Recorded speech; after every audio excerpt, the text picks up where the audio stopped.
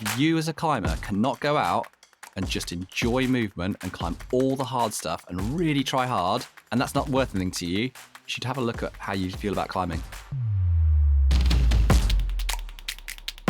Hey y'all, I'm Ryan Devlin, and welcome to this month's Struggle Climbing Show Coach Chat with everyone's favorite cellar dweller, Mr. Tom Randall of Lattice Training and Wide Boys fame. Tom and I connect about once a month to zero in on one or two topics that tend to be season specific, and we often look at these through the lens of his and my own personal training goals, and then Tom graciously fields listener questions that range from the informed to the bizarre. Guess we'll find out which is which in today's chat here. The main focus on our conversation here was on how sport climbers and boulderers can look at training load and specificity in the month or so prior to putting in quality red point goes. So as I'm recording this, it's the end of September. I'm trying to peak in November. So we're kind of looking at this next month or so of training and how that transitions to peak performance.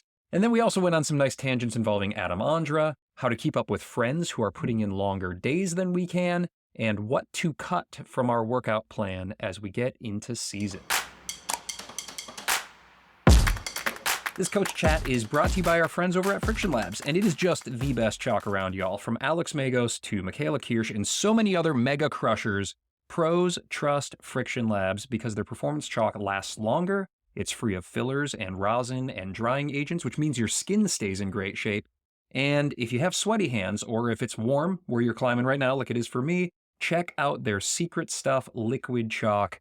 I definitely need to chalk up less when I'm using that, which means I can make more moves on a climb, and that's a pretty rad secret to getting just a little bit better. I mean, maybe that's why they call it Secret Stuff. I don't know. It's just a theory. I'm a podcast host. They don't tell me extra things, but it doesn't matter. You're going to love it. You're also going to love that their packaging is now 100% recyclable. Way to go, you guys. It's truly the best chalk out there, and you can try it risk-free to see for yourself. That's how psyched they are to help you level up. You can enter code STRUGGLE20 at checkout for 20% off your first order. Chalk up less and climb more with Friction Labs. And this episode is also sponsored by patrons and subscribers of the show. If that's you, I love you. Over at Patreon, you can see the uncut video of this chat today with Tom, and also gain access to 20 plus hours of exclusive content from the likes of Chris Sharma, Alex Honnold, Nina Williams, Ravioli Biceps, and so many more. Plus, you get that warm, fuzzy feeling of knowing that you're helping me to keep the lights on here in the podcast/utility closet. All right, let's get jamming, hand jamming, that is. Hey, with Tom Randall.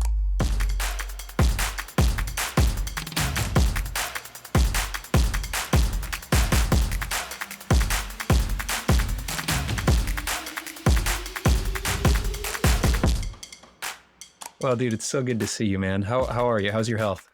Well, I'm still alive. Haven't fallen dead yet.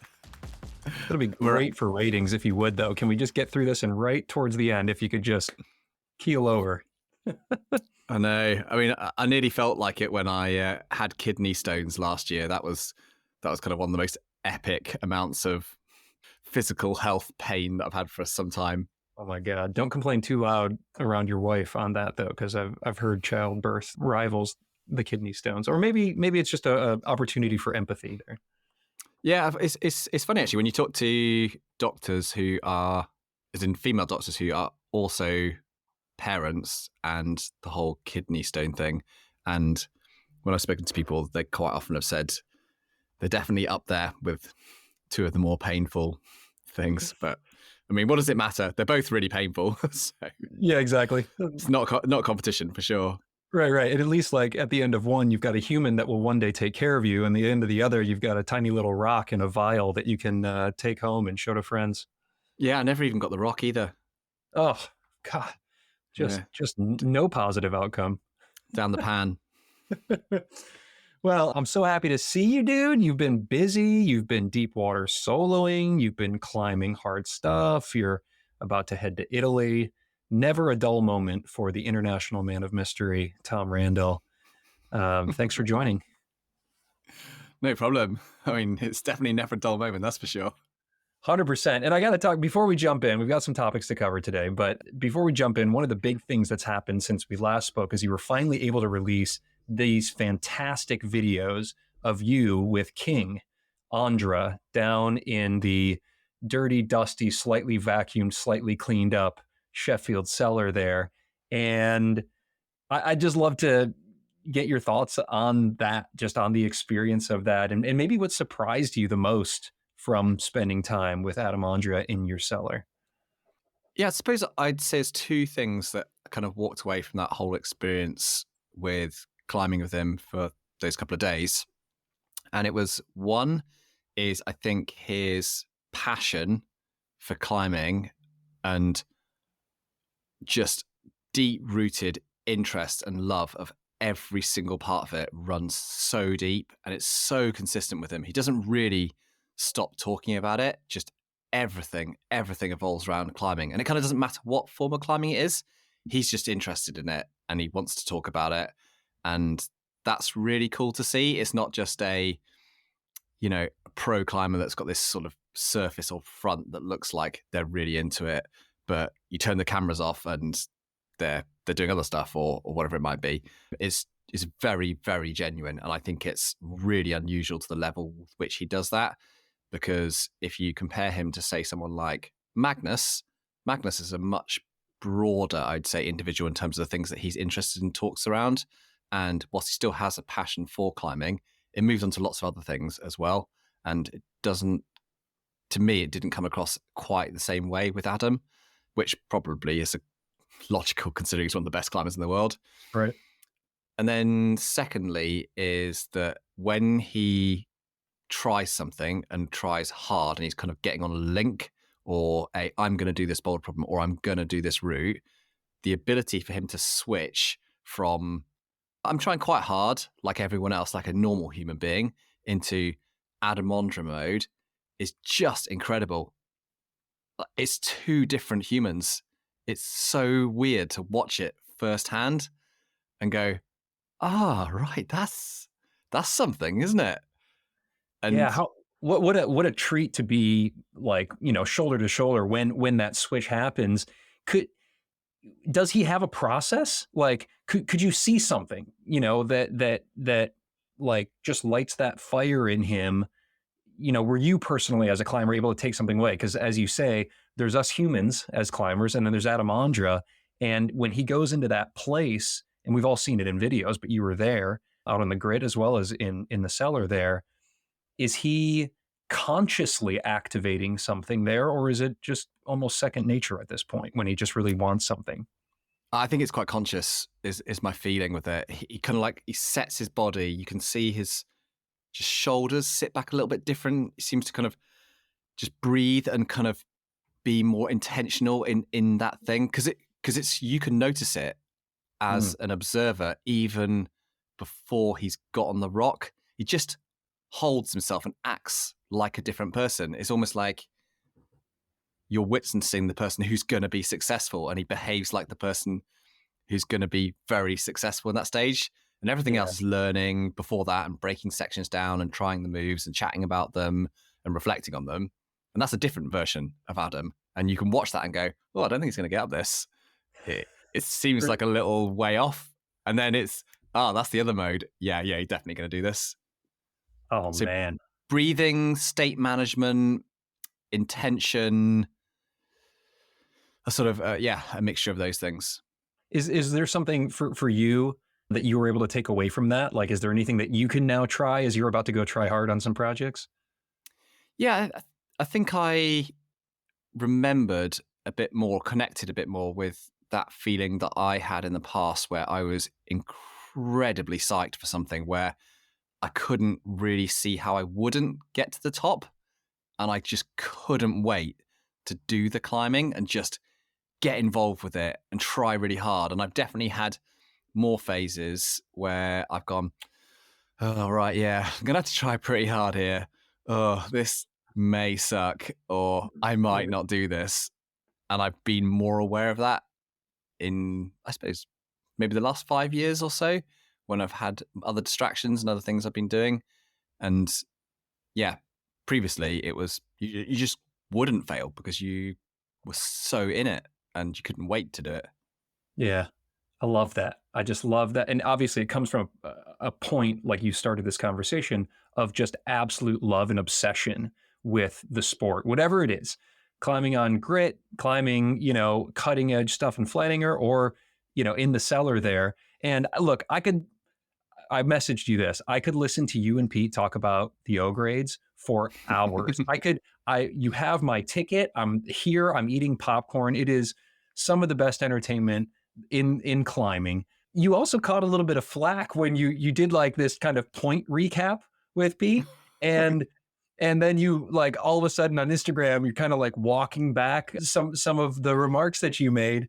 Were you a little bit too hard on Adam's performance down in the cellar there, or upon reflection, was it fair? Oh, it's fair. Yeah, Definitely fair. I mean, there is no point in going soft on these things. You've got to go in hard with the big O dog. your integrity's at stake, I mean, I have not much integrity, so I could do whatever. Pete would never give a 10 out of 10. You would give 10s, but then sometimes he'd give a 7 and you're coming in low, 2s and 3s in terms of effort. Was it just that Adam didn't click into that step out of the phone booth, rip the suit open and show the Superman, cape? He didn't step into that mode enough in the cellar. Had he spent all that out on the grit maybe? I mean, referencing specifically the kind of the difference in ratings and things like that me and Pete would give on stuff like that, I think you just got to consider me and Pete. We're like sweet and sour. We go together, but we might be quite different on these things. Right. But the blend of both of us gives you the real experience That's with right. it all. So yeah, Tom's 2 plus Pete's 7. That's a thing. You just got to take it for what it is. That's great, man. Well, what did you think Adam took away from that? Because obviously he came in and you guys had a great time, but also as you said, you tried really hard. He tried really hard. Do you think you've got years of lattice under your belt, years of coaching, whether he communicated it or not? Like, what do you think was the big takeaway for him? I mean, importantly, the thing that he didn't take away, not what he did take away, was he didn't take away an injury from the cellar. That was good. Even despite the exposed nails from the old kitchen boards and things, you didn't return the king back worse than when he arrived. Yeah, that was a little bit of a worry. But what did he take away from it? I think he was probably a little surprised at how hard and specific the stuff around the off-wit thing and century crack was. Mm-hmm. I wonder whether he thought that would be a bit more reasonable and would do better on that stuff, I suppose. And maybe that would give him an indication that if he ever wanted to go and do that route, and he's expressed interest to me and Pete about it over the years, is that it would have to require some really specific training. You just can't be 9C climber and churn up and climb an 8C in a really specific style. It's that specific. So you'd have to work on that. And then I think he walked away with a pretty reasonable level of insight and confidence into knowing that he was or is a really good, broad, well-experienced crack climber, and he can do all of the stuff. And he knows what he's doing on that front, because there were a few comments when we first had him down the cellar around him saying, oh, well, I'm not sure that I know that much about what I'm doing and that I'm that good at crack climbing. And I was thinking, I'm pretty sure you do. Right. And I think, trying all those different sizes and all those different circuits and problems down there, if you can perform in the cellar, and he performed by far the best out of anyone we've ever had down there, you're a really good climber. Well, I appreciate you sharing that little behind the scenes perspective there. I found that super relatable as well. Obviously, it's hard to relate with Adam Ondra as a climber on almost anything, but there's something cool to think about, the best climber in the world needing to put in a serious amount of time to climb something well below his top end grade in a style that is very specific. And that's what you and Pete proved when you went out and did Century Crack, that you can train in a specific style in a specific way and go out and do the dang thing, the thing that very few people in the world are capable of. And maybe it sounds like nobody off the couch would be capable of. So more learnings to be had out of the cellar. I love it. Yeah. I think it's definitely one of those routes which requires specific preparation because it's just isn't. There's not enough crossover with that with normal climbing in air quotes. Do you think we'll see Adam in Century Crack or underneath the underpass of a highway first? Which is going to be the first proj? Underside of a highway, because I told him about a potential project in Germany at the beginning of the year, and he was pretty interested with that. And I saw, especially when I said how hard it could be. So I would say that would be the one that I feel like you'd be most interested in. And also it's more practical. I mean, it's closer to where he is in Czech Republic, it's less traveling. Right. And, going to the White Rim in the US is a big undertaking. So I think that's, a different kettle of fish. Oh man, we'll keep our eyes out. I love that. Well, of course he knows who to come to for some beta on that. Wear goggles so the tires and the dirt and the debris don't end up in the face. Thanks, man. Love that stuff. Really fun peek into that world there. Let's shift gears. Let's talk about what's going on here. We're approaching in season for a lot of climbers in North America, in kind of the Northern Hemisphere, depending on where you're at or when you're listening, who knows? But our focus right now is we're getting closer to in season. For me, at least, that's still a month out from like actually getting good conditions. But I'm already starting to wrestle with, as I look at my training plan, how much rest I should take before I'm going to go out and work on the project. And so I'm not putting in red point goes right now. Again, those are probably going to be a month off. But I still want to show up feeling snappy enough where I can actually try to work out that crux or work out some sections or figure out what my links might be. And when I look at my lattice plan, there's quite a bit of volume in there right now because I'm also trying to train up my endurance system and wind all of that up right now as I have just come off of a strength block. So how much fatigue should I allow, or how fresh should I be as I'm going out and then working on the project? And I'm assuming that ratio will start to change a little bit as I get a little bit closer to actually wanting to put in some big links and that kind of thing. But how should I look at that, or how do you look at that?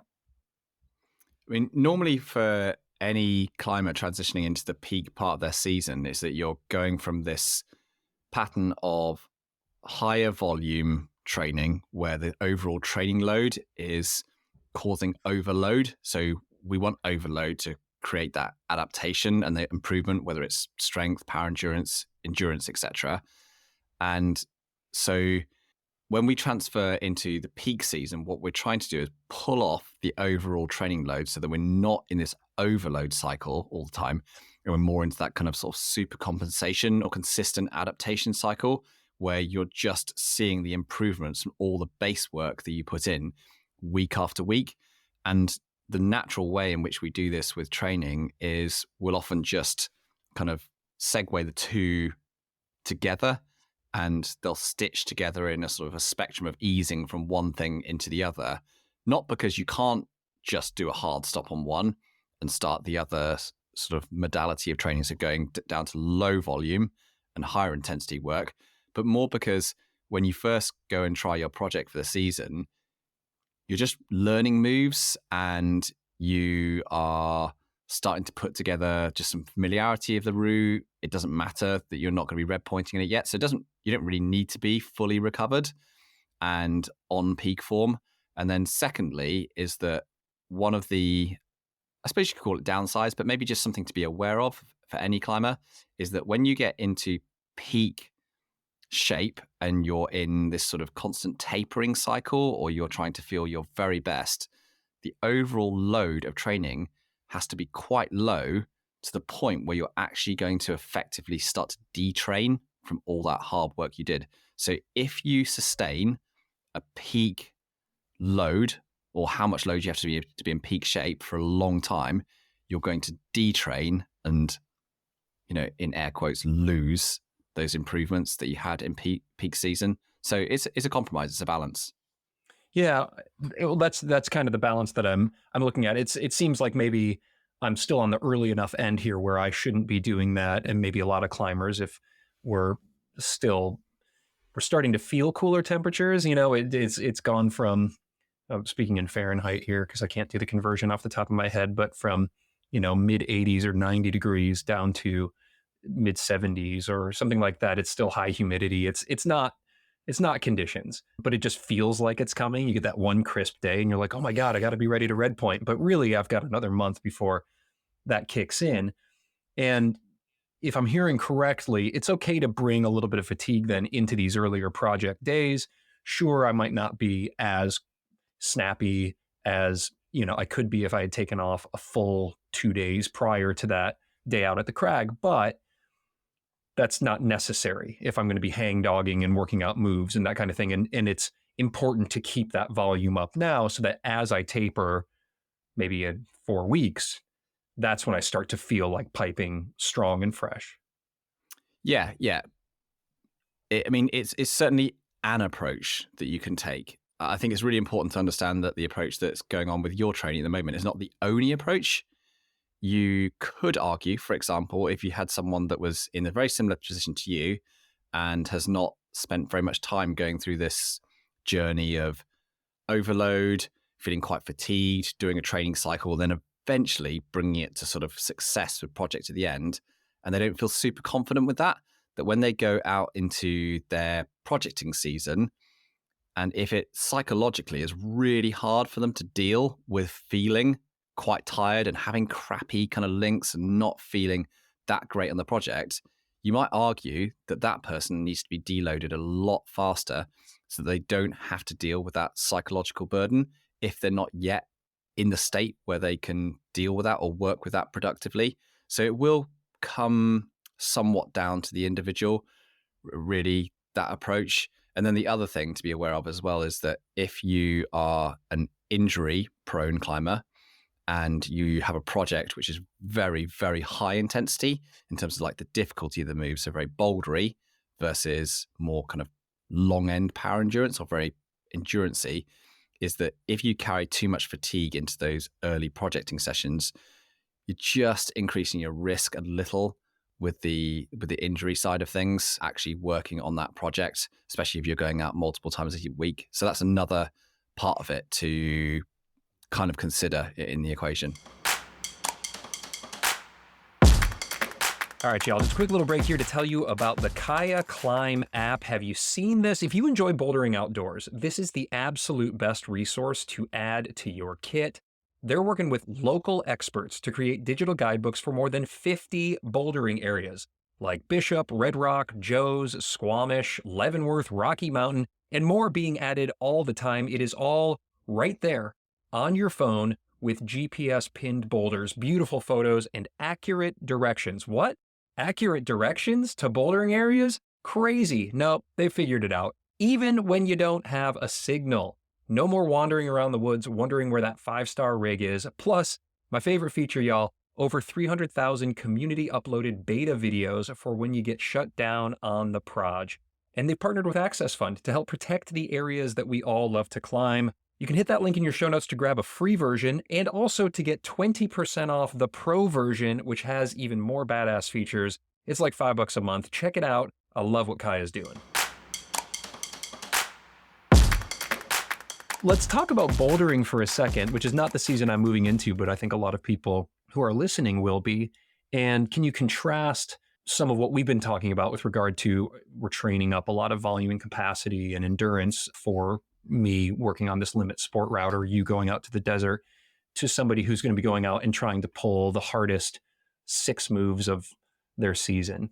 Yeah, so for the boulder specialists, first off is to say that a number of boulderers, depending on what their specialization is, age group, category, experiences, etc., will have a degree of volume work, which is at a very low intensity to sort of help aid recovery and overall work capacity during a climbing session. When that's in there, you want to strip a lot of that out going into the peak season. So it's very similar to the route climber of dropping that overall training load down via the volume aspect. So remember, like training load is a function of the volume, the intensity, and the frequency of the climbing you're doing. And you can reduce training load via volume, intensity, and frequency. But as we go into peak, we do it mainly via the volume aspect. And that's true for both the boulderers and the sport climbers. And then the other thing is that when they're doing any sessions where they're looking at the sort of strength aspect of performance on the wall, so getting more specific on, a system board or down the local gym where they're trying problems or they're climbing outside and trying really hard things, is that they now want to really look after that recruitment element of their strength profile, where they're trying problems which are shorter, harder. They're going to each attempt a lot fresher and not really trying things so much where they're sort of extending that anaerobic window or going to the point of kind of uncurling or powering out in sessions, because ultimately what you're trying to do here is achieve your maximum strength capacity in this part of the year. So you want to look after that part of your strength profile. And what we know from strength training is that there's a number of different aspects that you can work on during your base season, all the way through from, stuff like your recruitment, your hypertrophy, so sort of changes in that muscle size, through to muscle tendon unit stiffness, just a whole number of like different aspects that go into that strength profile.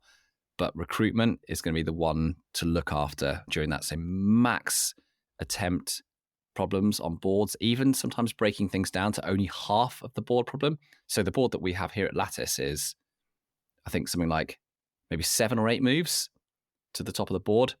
But I would now start to have attempts where I might actually only do 3 or 4 moves up that board, because they're really short and hard and intense. I'm not even going to get to the top, but that really helps with that recruitment aspect. If I'm doing fingerboarding, I might be dropping the hang length of those maximal fingerboard sessions down to 2 to maybe at tops 5-second hangs, no longer that 5-second to 10-second hang. If I'm doing any stuff, again, like contact strength, looking at really short, hard things on a campus board, just 2 moves, 3 moves on a campus board, rather than like sequences that are continuing 7, 8, 10 moves. Yeah. I love that. It's interesting because I see some of that in my plan that Rouse has put in. And so I'm assuming that transfers over into route climbing as well. Or maybe it's just kind of a minimal effective dose to keep the top end strength and power going as I'm winding up that endurance and power endurance system. But I'm still seeing some limit sessions maybe on the moon board or the set problems. And is that something that you see for route climbers that will carry into the season? Or will that start to peel out as well? Yeah, so I suppose the way to get this concept across to the route climbers out there is the way that you want to feel when you go into the start part of your peak season is you want to feel pretty darn fit, but not necessarily super fit on the route, because you haven't yet spent a lot of time on the route. So it's like nailing that route specific fitness. So feeling pretty fit, well prepared on the endurance, power endurance aspect. And you want to feel pretty freaking boulder strong, quite snappy, feeling good on a moon board, kilt board, short end stuff, feeling pretty good on a fingerboard. But as you then transition into, now I'm actually getting big links on my project, I'm getting very close, and then doing that thing, I don't know, 4 weeks later, 8 weeks later, maybe even 12 weeks later, is in reality, in that situation, you'll almost certainly feel a fairly high degree of de-recruitment from that top end bouldering strength. And you won't be able to do the same level of problems on a moon board. Like, let's say your max problem is V9 on a moon board. There's a good chance that actually by the time you're actually sending your project, you may have actually gone back to maybe V7, occasional V8, but for sure, at least a grade down from that. Again, fingerboard scores will drop off a reasonable amount, 5%, maybe more sometimes. And that's okay, because what's happened is that when you finally got to that success point on a route, you've refined all the aspects of volume, intensity, duration, intermittent rest that you have on the route to be perfect for your goal. And perfect for your goal is not climbing 4 moves on the moon board. So it makes sense that this is not going to be the thing that you feel amazing on when you suddenly get your project. And that's why we always hear at Lattice over the years, people saying, oh my God, I just climbed my first 9A, but I'm so weak on a fingerboard right now.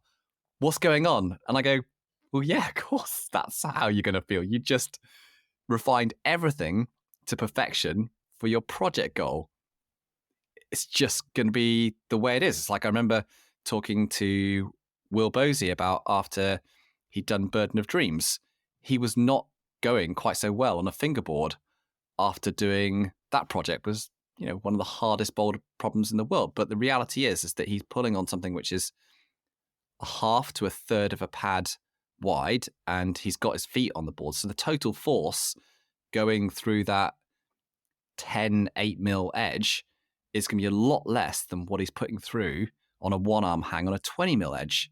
So it's not going to be the best when he goes back on the 20 mil edge. So it's this specificity element and realizing that's how climbing works, and that 20 mil edge doesn't suddenly represent Burden of Dreams godlike performance, and doing 4x4s on a really hard bob on the moonboard doesn't represent climbing your first 514 that's 60 moves long. They're different things. Man, that is just a mind-blowing example there, though. Like at the highest end, to think about Will pulling the hardest moves on planet Earth, at least that we know of right now, and then being underperforming on his strength tests on a hangboard. It's almost hard to kind of wrap your head around, but it makes sense as you explain it. You've taken all of the training and made it very, very specific. And then once that's done, anything else that you try, well, you haven't been doing it, so you've lost some coordination, you've just lost some specificity to that intervention. Nothing I guess I need to be worrying about right now, because I'm still building up towards this season that I then will allow some things to drop off. But is there anything else that I haven't touched on here before we try to get to some listener questions, where in this kind of month to 6 weeks before putting in real red point goes, and it could be tactical things, once a week getting out to the project, things I could be focusing on or others are focusing on since this is the season, or it could be training concepts that we haven't touched on here at this like 6 week out from that 4 week performance window that's going to hit somewhere around November here in Kentucky. Yeah, sure. So I think there's two things I'd probably like to make sure people kind of grasp these two concepts. Is one, that the ancillary training that you're doing that might be off the wall, so stuff on a pull-up bar, TRX, floor-based core work, bar work, etc., in complement to your training, you want to be really careful about the amount of that you do in peak season. It's essentially, this goes into kind of like the junk mileage category. There's not a great deal of point in doing that. It's just making you more fatigued. It costs you quality in the sessions where it's really counting as part of the year. You know, like only a quarter of your year at max may be peak shape. So don't go and waste a load of that by additionally doing a load of pull-ups on top of it. So really pull that out and understand that that will come at a cost to performance if you keep it in too much.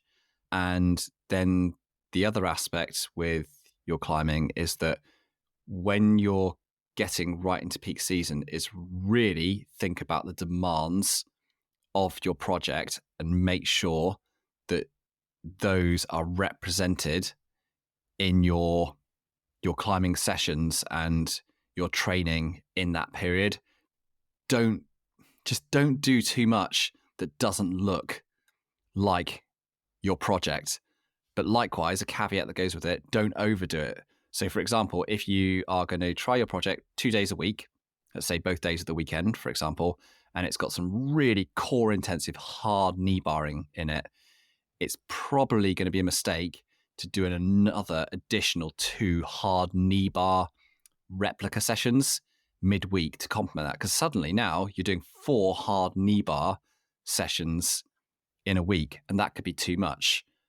But one, yeah, that could be, just right, and that could be perfect. But I wouldn't want to see someone doing, I don't know, what would they do for knee barring that would be, let's say they were hanging by a bar from their toes and they were doing kind of upside down sit-ups from their toes. That doesn't represent the kind of like specifics of knee bar core ability. It's a bit broad and vague and generalist. So that's a waste of time. But being on the wall and actually knee barring it against an actual hold indoors and doing that once a week, yes, useful use of time. Yeah, that's great.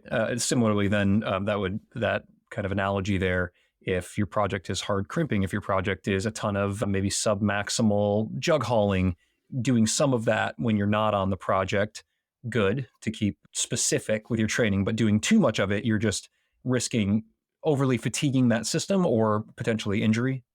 Yeah, exactly. And those both go together. Being fatigued all the time and injury incidents, there's a definite tie for those two. Got it. Thanks, man. I'm psyched. Okay, well, this is great. The next time we connect will be in season if our schedules align. So that'll be really exciting. Just a couple listener questions here as I want to try and get you out on time. We've got one here from Johan. He said, your last episode that covered hip mobility and the amount of improvement one could get on the wall from that was mind-blowing. Is there anything else along those lines that don't have to do with finger training that could result in significant gains on the wall? Ooh, that's a really good question.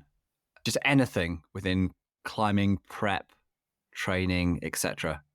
Yeah, I mean, I think, that hip mobility conversation that we had really lit a fire in the community. And I think because for a lot of people, for obvious reasons, podcasts like mine and all the research out there, so much of the conversation is sucked into finger training. And obviously that's also a very important part of climbing as we're hanging out our fingers. But for people to wrap their heads around this notion that you presented, you could gain a couple of grades potentially in your climbing without your fingers getting any stronger, but just by getting that hip mobility opened up, especially male climbers. I think now we've created this beast of people wanting to find other ways to improve in their climbing without strengthening their fingers. So yeah, what say you? What stands out from the research? Okay, so I think the other bit, it's more of a strategic thing, actually, not necessarily a physical training aspect. And I'm sure there are others, but it just doesn't come to the top of my head at the moment. And it's nice to be a bit kind of more variable with these things. Is I think there's a real benefit for a lot of people understanding how to use top-down reb pointing tactics or reb pointing tactics where they get on lead early on the actual reb point cruxes or parts of the routes that are going to present them with problems, so that they essentially spend time in that zone and perfecting the right movement, the climbing pace, the clipping, which they're going to be doing on their successful reb point and achieving micro success time and time again. So it just becomes normality, because most athletes that you see who are really successful are very practiced at being successful, and they know what it feels like to be successful, and they know what it feels like to be comfortably in that success range and then only just in that success range. And I would like to see more people spending time refining that. So an example would be is you're doing a 30 move route, and actually the reb point crux is at 30 meters. So the reb point crux is at 20 meters high, for example. And I'd like to see climbers actually just dogging it up, jugging, doing whatever up to maybe the 10 meter mark, and then getting on the lead point from 10 meters through to 21 meters, and repeatedly doing that section where it's kind of like the meat of the route and where it really counts, so that when they start to go on red point and things are really coming together, they've actually climbed through that whole section on lead. And admittedly, they're fresher, and it was a couple of grades easier than the real true project because it's just the isolated part in the middle. But they knew what it felt like to move all the way through it, to hit that jug right at the end of the last moves, to know how much they had to push through their feet, how much it was like to operate just in the last couple of percentage points of fatigue. And so when they do the real thing, they're like, yeah, I've done this like 5 times. This is fine. I can do this. Yeah, so this is rather than just every attempt starting from the ground, whether you're on a boulder or a sport route for that matter, right? Every attempt kind of starting from the ground, you fall, and maybe you go indirect and you rest there for 10 minutes or whatever, and then you start again. You're saying keep ground fresh, go up, and maybe jug your way up if somebody else had already gotten the rope up, or clip up with a stick clip if you're on a sport route. Maybe if you're on a boulder, it's a little harder. You could stand on your buddy's back or something like that. But you're saying essentially the new start of your route is up higher than the ground. Think of that as the new start of your route and try to climb either to the top of the boulder, to the chains, or maybe just through a crux section, like you were saying, that might be higher up. Mm-hmm. Yeah. And it gives you a chance to emotionally disconnect from the success of the route. It, it's not saying that there's anything wrong with being emotionally connected to your success on a route, but if you're too connected and too dependent on that, I think that's a dangerous place to be, especially if you aren't that good with putting up with failure and things not going so well and setbacks. So, because if you ask someone, why don't you try and do that? They go, but what if I could have actually got to the top on that attempt? And I'll go, well, maybe you will, but that means that you can't deal with the fact that you're not able to go climbing, enjoy all of the moves, but you just excluded the first 5 meters of it. And now you're discounting that whole experience and saying it's not valuable to you. That's something to look at. If you as a climber cannot go out and just enjoy movement and climb all the hard stuff and really try hard, and that's not worth anything to you, you should have a look at how you feel about climbing. Hell yeah. Love that. Bringing it back to the joy and the experience and the passion that we even started this conversation with Adam. Thanks, Tom. Loved that answer. And definitely something, as we're getting in season, it's very timely, where a lot of us are going to have the opportunities to take a look at our project and break it up in more creative ways than just trying to push our high point every single time that we go out. One more question here, and I'll let you go. We'll save the rest for next time. Becca asks, when I meet my friends at the boulders or sport crags, they're always able to do way more goes than I am. What's the best way to build capacity so that I can have longer and higher quality days when I'm out? There's a few aspects to this. So one is have a look at the size of you compared to your climbing friends. If you are a really small petite climber and your friends are much larger and hold a larger muscle mass, then the work capacity of larger muscles is higher. That's just how it is. There's a degree that is trainable and you can increase the work capacity in a particular sort of intensity or volume. So that's one thing to understand, could be just a reality around it. And then secondly is eating properly, and are you fueled enough for your sessions? This is going to really affect the work capacity. If you're in a calorie deficit or perhaps just neutral with your calorie intake, sort of your baseline activity, and you then do really hard sessions, then you may have a lower work capacity. And then finally is understanding the fatigability of your aerobic muscles or your slower twitch muscle fibers versus your fast twitch muscle fibers, and have you trained the fatigability of those muscle groups. So if you are someone who spends a lot of time in the aerobic zone, for example, you may have a really good fatigability of those particular muscle fibers in the forearm. But if your friends spend all of their time working anaerobically, and that's the session that you're doing together, there's a good reason why they may outperform you, because they just spend a lot of time in that zone. So I think that's the other thing to be aware of. But it's a blend of all those items, and it's hard to say which one affects it the most, but that's where I would tend to have a look. Yeah, great holistic advice there, I think, to look at nutrition as well as the specificity of the types of climbing. And as you started it with just looking at who you are compared to the people you're climbing with. Maybe they got, 30% more muscle mass than you do. And so it's logical to think that they're going to have a little bit of a bigger gas tank there. Thank you, Tom.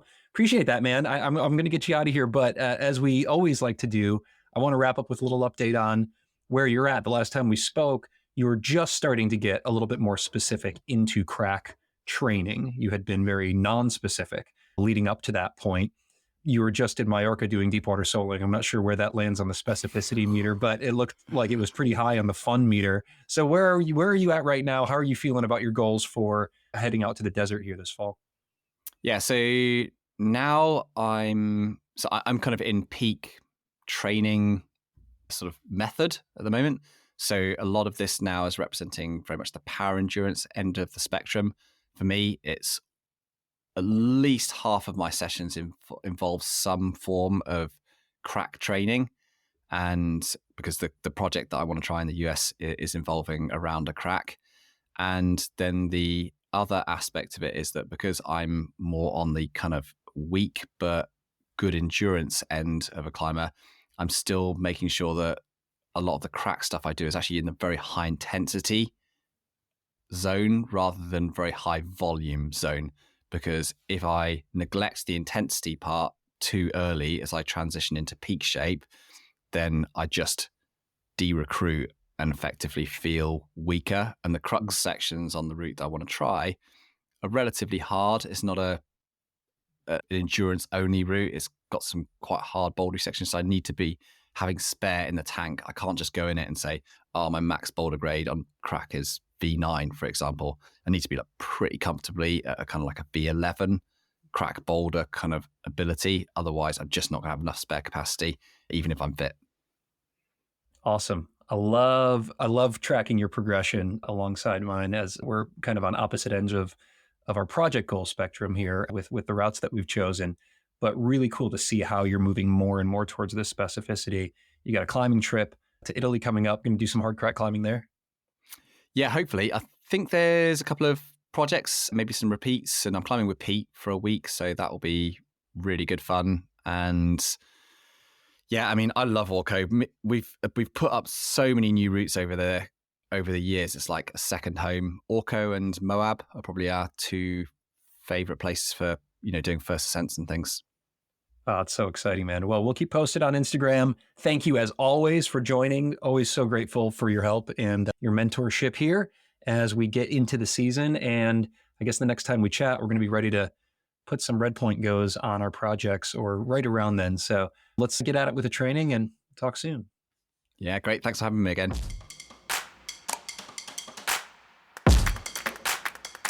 And that wraps up another great chat with a guy who can tap into the tryhard, whether he's in his cellar, on Century Crack, or passing a kidney stone. Mr. Tom Randall from Lattice Training. If you're a patron, you can see that full uncut video of today's conversation with Tom right over on your Patreon feed, along with all of the other bonus content and ad-free episodes that you get there. If you're not a patron, you can either subscribe right there in your Apple Podcast app, or if you listen elsewhere, pop over to patreon.com/thestruggleclimbing-show to check things out. I mean, it's basically like the price of a beer each month, and you can quit anytime. Though I hope you don't, because your support is what keeps me going. So thank you for being so awesome. Also, a big thanks to Friction Labs and the Kaya Climb app for bringing you this episode at zero cost. Amazing brands doing amazing things. Give them some love and score yourself a nice discount on what they're offering. Info and links are right there in your podcast player. The Struggle is carbon neutral in partnership with the Honnold Foundation. Love those guys. This episode was produced and hosted by me, Ryan Devlin, and The Struggle is part of the Plugtone Audio Collective, a collection of the best, most impactful podcasts in the outdoor industry. I hope you're getting your training dialed and tapping into some try-hard yourself, and if you're struggling, well, so am I. But that's kind of the point, isn't it? And thankfully, the struggle makes us stronger. See y'all soon.